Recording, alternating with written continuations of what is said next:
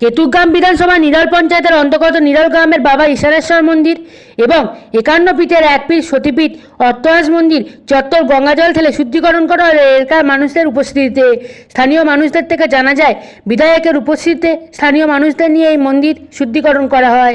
আপনারা দেখছেন বনশ্রী নিউজে। শরণ্যত্রম্বকে গৌরী নারায়ণী নমস্তুতে সৃষ্টির স্থিতি বিনাশানায় শক্তিভূতে সনাতনী গুণাশ্রয়ে গুণময়ী নারায়ণী নমস্তুতে জয়ং দেহি রূপং দেহি যশো দেহি দিশো নমস্তস্মৈ নমো নমঃ নমস্তস্মৈ নমো নমঃ নমস্তস্মৈ নমো নমঃ।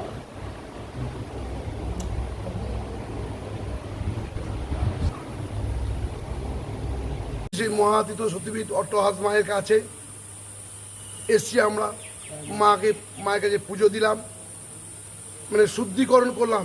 যে বিগত দিনের সরকারের প্রতিনিধিরা যেভাবে মানে আমাদের ধর্মীয় স্থানগুলোকে অপবিত্র করে দিয়েছে, সেইগুলো আমরা তামা তুলসী গঙ্গা জল সতীপীঠের মায়ের কাছে আমরা শুদ্ধিকরণ করলাম।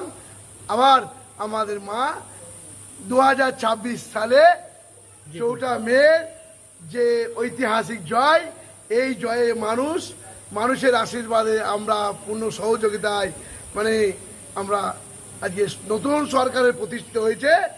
এমন একটা সরকারকে মায়েরা আশীর্বাদ করেছেন, সারা বাংলা তথা কেতুগ্রাম সবাই স্বাধীন।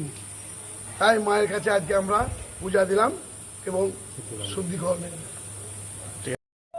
মাতা কি জয়, জয় শ্রীরাম, জয় শ্রীরাম। 51 পীঠের অংশ আমাদের মা দুর্গার যে দেহাংশ, তার জন্য এখানে আমাদের অধরস্থ অর্থাৎ নিচেকার ঠোঁট একটা পড়েছিল। সনাতন হিন্দু ধর্মের একটা ঐতিহ্যপূর্ণ বিষয় এবং সেই পুরাণ আমল থেকে এটা চলে আসছে। এটা একান্তভাবে হিন্দু সনাতনীদের পীঠস্থান। হিন্দু সনাতনীরাই এখানে আসা যাওয়া করবে। এর উৎকর্ষ, এর মাহাত্ম্য সবই সনাতনী হিন্দুদেরকেই ঘিরে। কিন্তু বিগত সরকারের যিনি প্রতিনিধি ছিলেন, তারা সনাতন ধর্মের না হয়েও আমাদেরই মতো কিছু অকাল কুষাণ্ড, যাদের হয়তো অনেক রকম দোষ থাকতে পারে, সেই দোষী মানুষেরা তাকে এখানে নিয়ে এসে মন্দিরের গর্ভগৃহে প্রবেশ করিয়ে